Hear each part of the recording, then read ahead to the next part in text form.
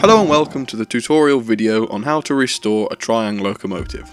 This video should hopefully show you how to make these vintage locomotives run as they did when they left the factory. I'm showing you how to service a steam locomotive, but 90% of the content in this video will still apply to the diesels. When restoring a triang loco, you need to split the job into three sections. These are the body, the motor, and the chassis. We'll start with the body first because it's easiest. You can remove the body by locating the screw, which normally can be found at the front, back, or the chimney of the locomotive.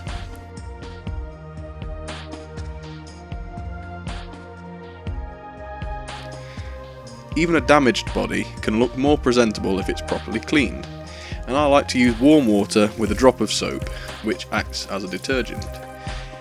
Gently scrub the loco's body, being careful to avoid the decals or transfers. If you do damage the transfers, or if the transfers are already damaged, you can find them on eBay if you'd like to replace them. The metal pieces can normally be removed and polished separately.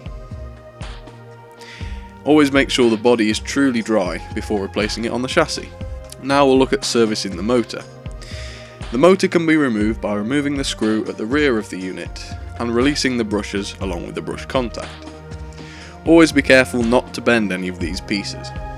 If you're not sure, use a permanent marker to help you remember which side the insulator belongs. You should always start by cleaning the commutator. I prefer to clean it chemically rather than with tools in order to avoid damaging it.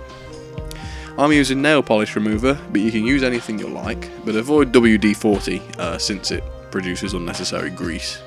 I use cotton buds to clean, but always be careful when you use them, because we don't want strands of cotton being left inside the motor. If you avoid touching the pieces of solder with the cotton, then that's good, because it quite easily snags.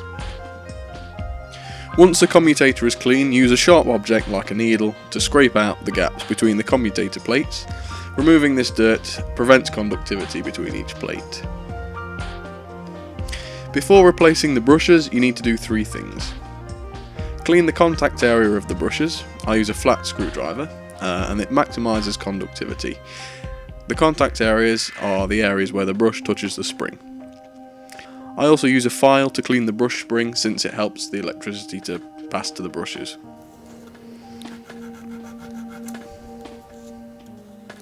Before you replace the brushes, use your favourite lubricant to oil the motor, and it's easier to do this before you add the brushes.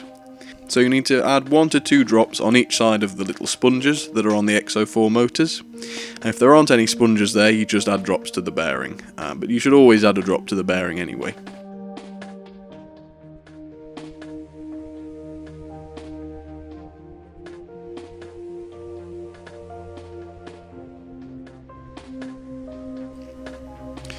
You also need to lubricate the worm and the worm wheel, but always wait until you've dealt with the chassis before you do this. And I always wait till the motor's been added before I do that. To replace the brushes, reattach the brush spring, and you've got to remember which side the insulator belongs. Then insert both brushes, making sure the insulating sleeve completely prevents contact between the brush and the spring. Always be careful when applying pressure to the spring, since they do become brittle with age, and they might snap. I prefer to reconnect the little wire after the motor's been screwed back onto the chassis. And finally, I'll show you how to prepare the chassis. I like to start with cleaning the wheels. Again, I like to clean with chemicals, since abrasive methods can misshape the wheel. And also filing the wheels leaves scratches behind, which encourages the build-up of dirt. Without the motor in place, the wheels are free to turn, which make wheel cleaning easier, but make sure not to damage any of the linkage or valve gear when you're cleaning the wheels. Next, remove the pickups to clean them. They can normally be removed by unscrewing the 2 screws that hold them in place. I tend to file the pickups clean, but they are delicate, so be careful. Depending on the loco, removing the pickups will expose the wheel axles. These also need to be lubricated with a drop of oil on each point of contact with the chassis. If the axles are not exposed, you'll need to use a needle or an oiling pen like mine to reach the axles, like this. So when you're happy that the chassis is clean, you can replace the motor, but you also need to remember to connect the little wire. If you can't get the metal plate to fit in between the brush and the plastic bracket, you can solder the wire directly to the brush. but this does make the next service quite a pain. Then you need to apply a drop of oil to the worm and the worm wheel, which keeps them both running smoothly. Before you try her out, I always lubricate the linkage, so you need to add a drop of oil to every pivot or every point where two separate pieces are connected. Always test the loco before replacing the body, but only do it slowly because drops of oil might fly out from the freshly oiled motor if you run it too fast.